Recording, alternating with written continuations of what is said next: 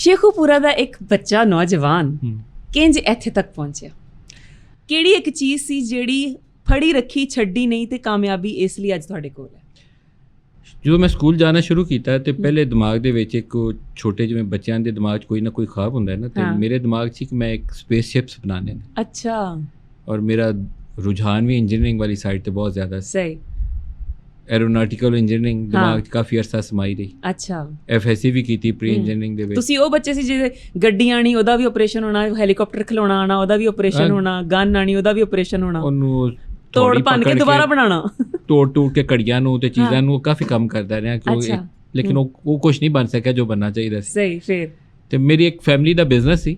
ਮੇਰੇ ਵਾਲਿਦ ਸਨ ਬਾਹਰ ਤੋਂ ਦੁਨੀਆ ਦੇ ਮੁxtਲਿਫ ਮੁਲਕਾਂ ਤੋਂ ਰਿਸਰਚ ਦੀਆਂ ਬੁੱਕਸ ਤੇ ਮੈਗਜ਼ੀਨਸ ਵਗੈਰਾ ਮੰਗਵਾਉਂਦੇ ਸਨ। ਅੱਛਾ। ਤੇ ਇਸ ਤੋਂ ਪੜ੍ਹਨ ਲਿਖਣ ਨਾਲ ਤਾਲੁਕ ਬਚਪਨ ਤੋਂ ਹੀ ਸੀ। ਮੇਰੇ ਵਾਲਿਦ ਬਹੁਤ ਪੜ੍ਹਦੇ ਸਨ। ਅੱਛਾ। ਅਗਰ ਮੈਨੂੰ ਇਸ ਪ੍ਰੋਫੈਸ਼ਨ ਦੇ ਵਿੱਚ ਅਗਰ ਇੱਕ ਮੋਟੀਵੇਸ਼ਨ ਹੈ ਜਾਂ ਇੱਕ ਇਨਸਪੀਰੇਸ਼ਨ ਹੈ ਤੇ ਅੱਬਾ ਜੀ तो मेरे वालिद ने वो बहुत पढ़ते सन। उन्होंने सुबह तो रात तक अगर काम किया है ना 10-11 बज गए ने रात दे, तो फिर भी उन्होंने सौन तो पहले एक किताब सामने उन्होंने बेड साइड ते रखी होंदी सी। वो उन्होंने पढ़नी है तो फिर उन्हें नींद आनी, वैसे उन्होंने सोना नहीं। वाह वाह। तो इंस्पिरेशन हो सन एंड परहैप्स एक गिफ्टेड कुछ आदमी होंगे ने ना ਜਿਹੜੇ ਆਪਣੀ ਉਮਰ ਤੋਂ 100 ਸਾਲ ਲੱਗੇ ਦੇ ਹੁੰਦੇ ਨੇ, ਬਿਲਕੁਲ ਉਹ ਮੇਰੇ ਵਾਲਿਦ ਸਨ।